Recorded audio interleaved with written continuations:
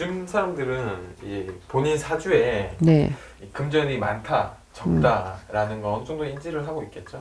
있죠. 요즘 사람들이 점 보러 와서 질문하는 내용도 거의 대부분 인터넷에서 그 뭐 무료로 점 보는 것도 있고 막 점 볼 기회들이 많잖아요. 접근하기가 굉장히 쉽거든. 요즘에 인터넷이 발달이 되다 보니까. 대부분 본인 사주는 거의 다 알고 와요. 알고 오면서 이제 신점으로도 뭔가 확인하고 싶은 거죠. 의지가 약하기 때문에 알면서도 확인하고 싶은 사람들 대부분이죠. 재물복이 있는 사람들과 없는 사람들의 차이점도 많아요. 예를 들어 어떤 액세서리를 갖다 놓고 노상에서도 판다라면 재물복이 있는 사람들은 많이 몰려요. 사람들이 똑같은 물건을 두고 그 예전에 실험 같은 거 한 번 했었던 것 같은데 어느 방송에서.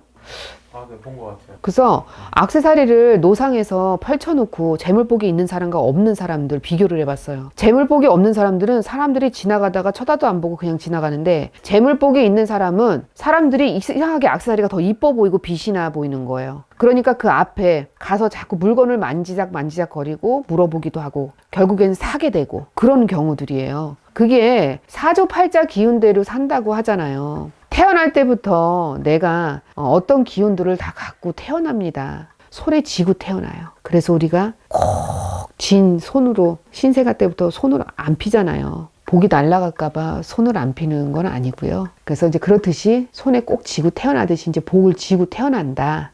이렇게 표현을 하죠. 그래서 이상하게 재물복이 있는 사람들은 또 어떤 상황 사건들이 똑같이 재물복이 있는 사람과 없는 사람, 지인 있는 사람은 어느 누가 와서라도 날 도와줘요.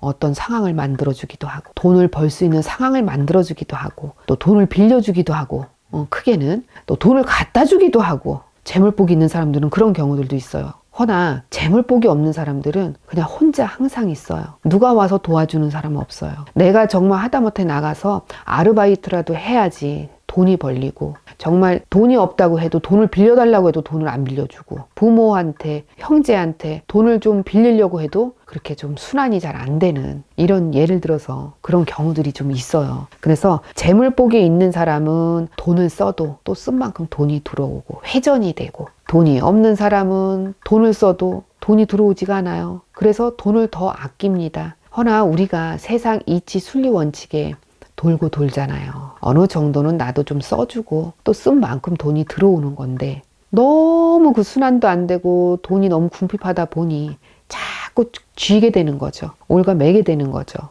재물이 또 있다가도 없는 거고 없다가도 있는 거잖아요. 재물이 없는 사람들은 직장 생활을 하라고 권유를 합니다. 사업을 해서는 많이 손실이 많아요. 그러나 정말 그래도 사업을 하고 싶습니다. 재물복이 없는 사람이 사업을 하고 싶습니다. 그러면 저는 재수, 운마지 구슬 하고 난 다음에 하라고 하죠. 그러고 나서 기도를 열심히 해줘야 남들과 같이 똑같이 걸어가는 그런 속도로 돈도 벌리고 또 장사도 되고, 내가 하는 어떤 일이 돼서든지 일사천리로 진행이 되지. 진짜 재물복이 없는 사람 저는 웬만해서는 사업하지 마시고 그냥 직장 생활 하세요.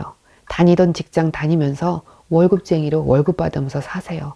그 월급 받아서 차곡차곡 끌모아 태산이 되듯이, 개미가 탑을 쌓듯이 그렇게 해서 돈을 만들으셔라, 그렇게 저는 권유를 합니다. 아무리 누가 도와주고 뭐를 해도 정말 내가 태어날 때부터 타고난 그 기운은 무시를 못하니까. 그래서 재물복이 있는 사람과 없는 사람들의 그 차이는 확연히 어디서든지 드러난다. 비교가 된다. 예를 들어서 뭐 가만히 있는데도 돈이 떨어질만 하면 또 돈이 생기고, 통장에 또 돈이 생겨지고, 이런 사람들이 있어요. 또 점을 보다 보면 그런 사람들이 또 대부분 많고. 근데 재물복이 없는 사람들은 돈이 떨어질만 하면 돈이 생기는 게 아니라 더 나가. 통장의 잔고가 0이 될 때까지. 그래서 그런 사람들은 너무나 힘들어요.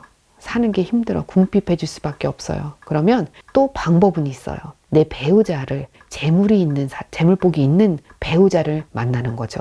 그렇게 되면 그 배우자의 기운으로 사업도 할 수 있고 또 재물도 생기고 같이 상부상조하면서 살 수 있는 거예요. 그래서 남녀 궁합이라는 게 굉장히 중요해요. 배우자 궁합도 굉장히 중요하고요. 그래서 우리가 무시할 수 없다라는 거죠. 이 사주팔자의 기운대로 산다는 거. 그래서 남녀궁합을 서로 상부상조하고 서로 부족한 부분을 채워줄 수 있느냐 없느냐를 따져보는 거예요. 그래서 그런 방법도 있고요. 그래서 재물복이 없다라고 해서 맨날 나는 뭐 궁핍하게 살아야 돼요, 선생님? 이런 질문을 하는데 방법은 있다. 어떤 이유가 있으면, 문제가 있으면 분명히 그거를 헤쳐나갈 수 있게끔 조물주가 그 방법을 다 만들어 놨어요.